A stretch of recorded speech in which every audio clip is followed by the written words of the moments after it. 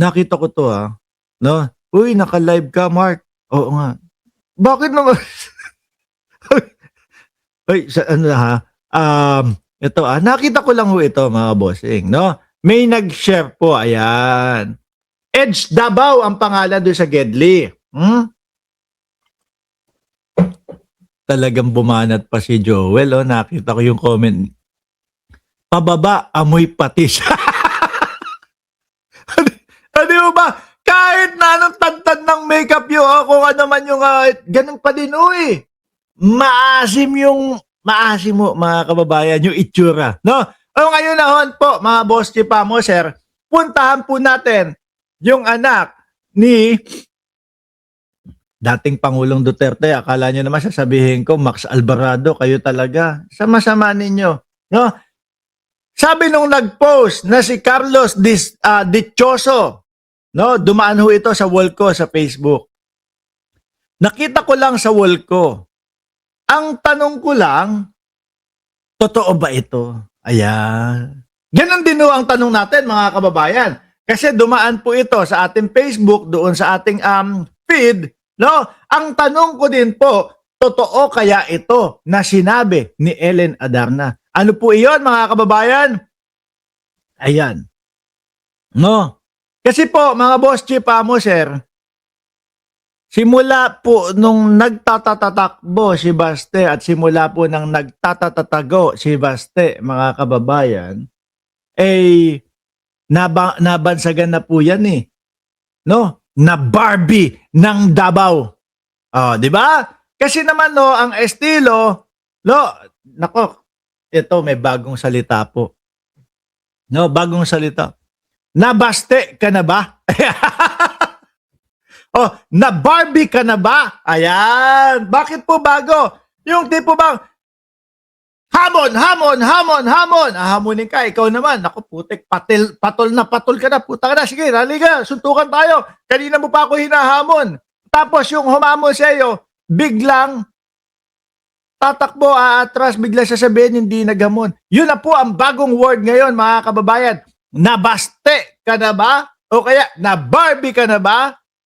Kasi ganyan ang estilo eh. Kay Baste Duterte lang natin nakita yan, mga bossing, no? Hahamon-hamon, ang lakas ng loob, manampal daw ho, pero wala naman. Urong egg balls naman ho, urong yag balls naman, mga kababayan. Oh, kaya kapag kami gumanon sa inyo, lang Baste ka pala eh. Ganon.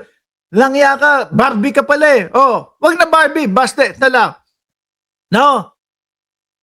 Yan si Baste yan. Ano ibig mo sabihin Baste yan? Yung tipo bang hahamon-hamon, tapos uurong naman kapag yung pinatulan mo. O yan, bagong word ho, mga kababayan ha. Nabaste ka na ba? O, baste ka. Ganon. Sinabi, ano sinasabi mong baste ako? Bakit mo sinabing baste ako? Kasi hinamon mo ko eh. Tapos aatras ka naman, hindi ka naman pala papalag. Sasabihin mo pa, hindi ka naghahamon. Okay? New word, baste. No? Wala yan, baste yan. O ngayon naman, Chaicher, nabaste ka na ba? O yan, di ba? Ngayon, mga kababayan, nakita ko nga ito sa wall ko. Dumaan. Meron tayong mga nakikitang video, si Ellen Adarna, no? At si Baste Duterte magkasama sa iisang lugar. Si Baste, gano'n.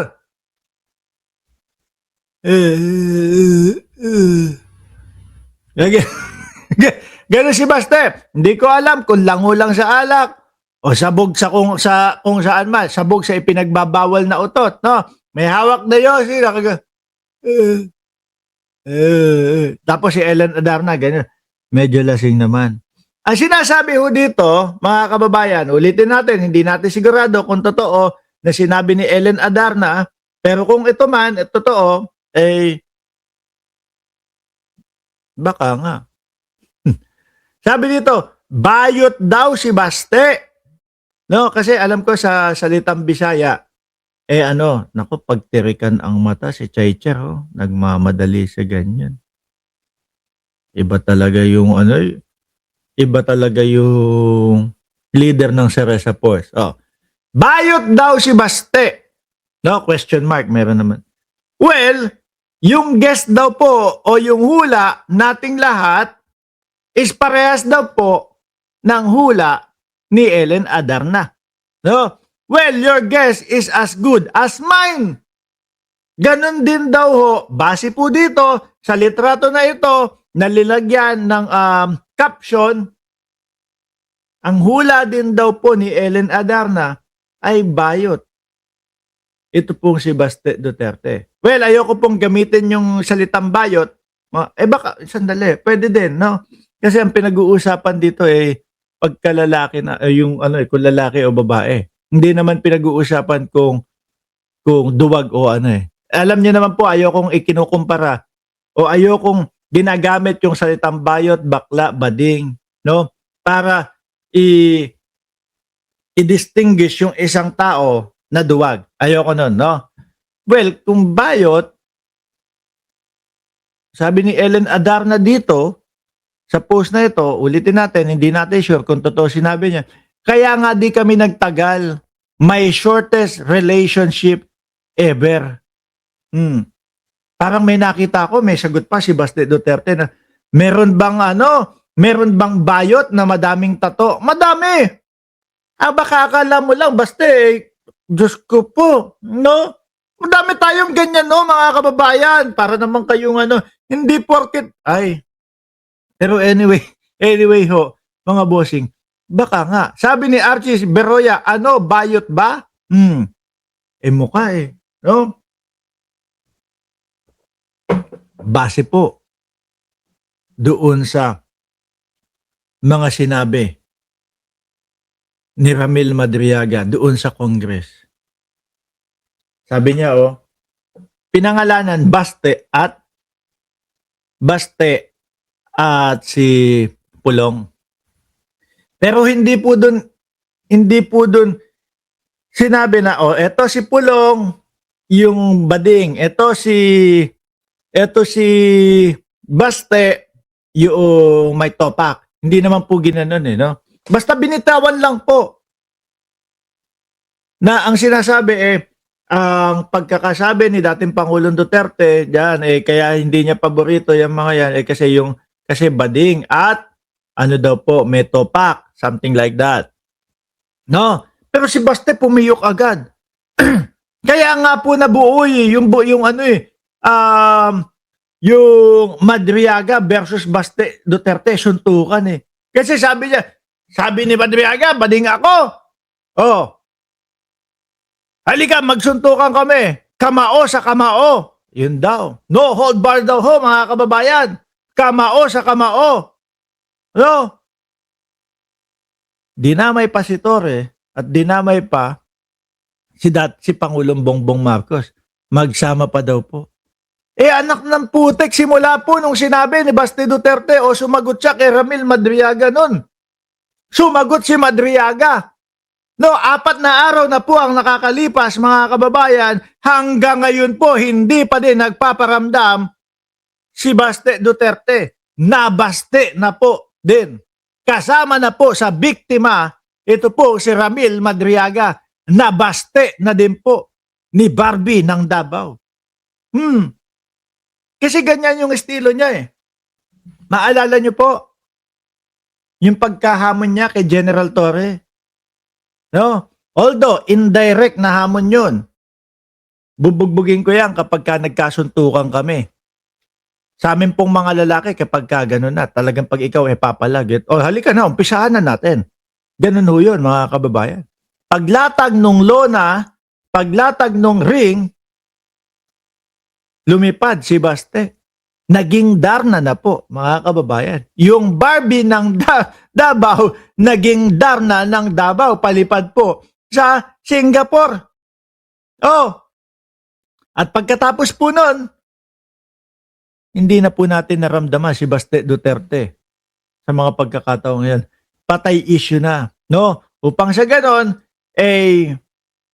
matahimik na nga po kasi binubus ka siya inaasar siya binabas siya Barbie ng Davao na ang tawag sa kanya. Tumahimik. Ngayon, nung pagbalik niya, yung may rage, paano ko ba ano, yung tato, ayan, kuha yung tato, no? Kahit papaano, meron tayong tato. Chewing gum. Meron dito, niluwa ko na to eh. Ito yung chewing gum na ginamit ko nung 2 araw. Nandito pa rin sa gilid ko. No? Nandito pa rin. Oy, malinis tong lamesa ko ha. O, gagamitin ko ulit. Putik na yan. Wag na, wag na. O, kunyari na lang po. Mag-pretend tayo na may bubble gum. Ulo lang ni Bongbong Marcos!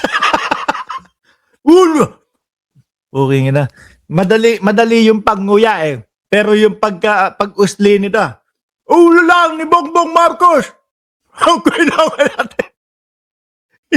hindi ko lang ho talaga alam, mga kababayan, kung ulo sa taas o ulo sa baba. Dahil nga, ayan, napag-uusapan na, no? Barbie ng Davao. Baka ang gusto, ulo ho sa baba. Ay, nako. Ang pagkakasabi pa ni Ramil Madriaga, halika, sige, puntahan mo ako dito. Magpalitan tayo ng blows. Ang ibig sabihin po sa atin, nung blows, mga kababayan, palitan ng suntok. Hango po yan doon sa blow by blow nung dating mga panahon na paboxing sa Pilipinas, mga kapwa natin Pilipino. Diyan sila nag-uumpisa, amateur, di ba? Iyon yung ibig sabihin ni Ramil Madriaga. Ang problema ho natin dito, mga kababayan, Sir Paulo, baka ang iniisip ni Baste na blow, tulog na ho yung mga anak ninyo. Hindi. Baka ang iniisip ni Baste na blow, yung sup-supan ho, mga kababayan. Baka mapa-oo. Baka mapa-oo. Parang kambing ngumuya si Baste. Ewan ko, yung mga DDS, sabi, lalaking lalaki si Baste. Nakaganon daw po kasi. Kasi yung mga picture na pinakita ho, mga kababayan, kaganon. Di ba? Nakaganyan. Nakaharap yung tato. Ganito siguro, yeah. Yeah. Tapos, still picture yun eh.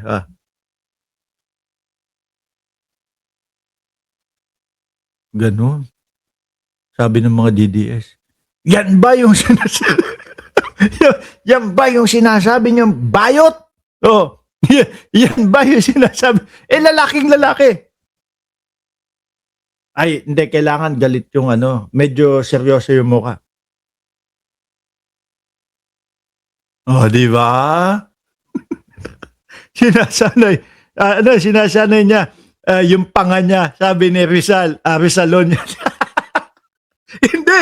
Uy, grabe ka naman. Ganun na talaga yon.